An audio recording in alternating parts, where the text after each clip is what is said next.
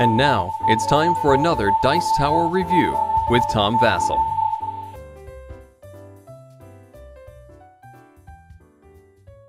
Hippos and Crocodiles is a game that's about, well, hippos and crocodiles.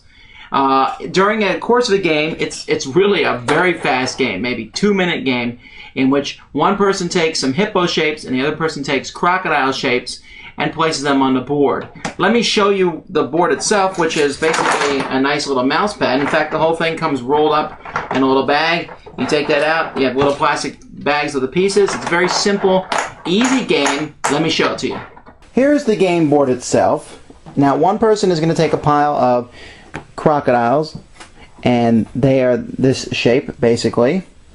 And the other person is going to take hippos, which are this shape. Players then decide whether they're going to play with the lake or the river. If you play with the lake, you'll be using this square right here.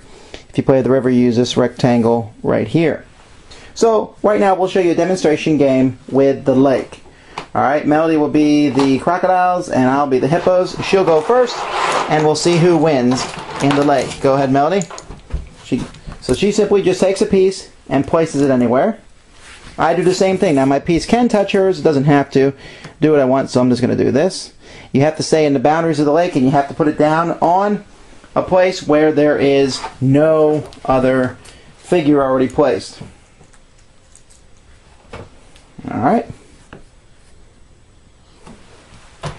When you first see the game, you might think that the game is weighted towards one of the shapes, but just prior to this review, Melody and I played the game 8 times. Each of us played the hippos 4 times and the crocodiles 4 times, and we played the river 4 times and the lake 4 times, and I started 4 of the times and Melody started 4 of the times, and Melody won 4 times and I won 4 times, and it was sometimes the crocodiles won, sometimes the hippos won. You can play very aggressively, where you try to deliberately place your piece so that the opponent can't place one of their pieces.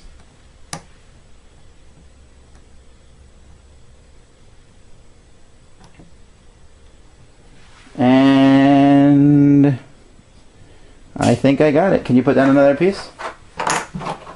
Oh.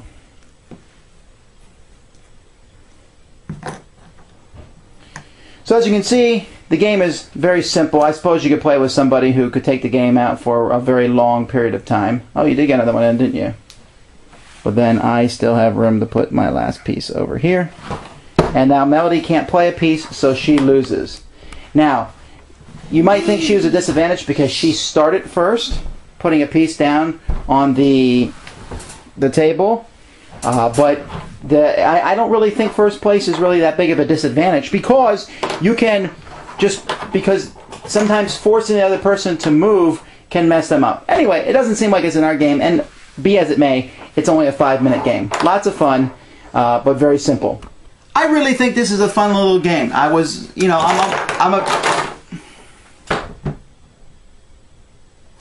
really think this is a fun little game. If you watch my reviews at all, you know that I'm a fan of abstract games that are short and simple and yet don't feel tiresome. And this isn't one of those. I like the mouse pad thing. I like the fact that I can roll the board up and place it in the bag and carry it around, and the pieces, while they are very Tetris-y in nature, do match what the animals look like. You think of the hippo as the big fat guy and the crocodile as the long one with the legs.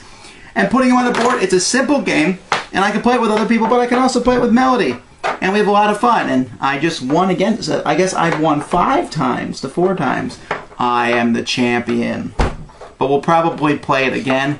It's one that I think will be in my collection for quite a while. It's small, easy to fit on the shelf, very short, fun to play. Check it out. Thanks for joining us today. For more written, audio, and video reviews, as well as the #1 board game podcast, check out the website at www.thedicetower.com. Until then, this is Eric Summerer, and you've been watching The Dice Tower.